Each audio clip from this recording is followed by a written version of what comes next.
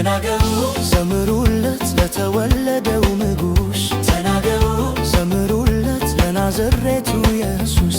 የደስታ ቀን የምስራች ቀን ለሰው ዘር በሙሉ ኢየሱስ ተወልዷል ይኸው እንደ ቃሉ።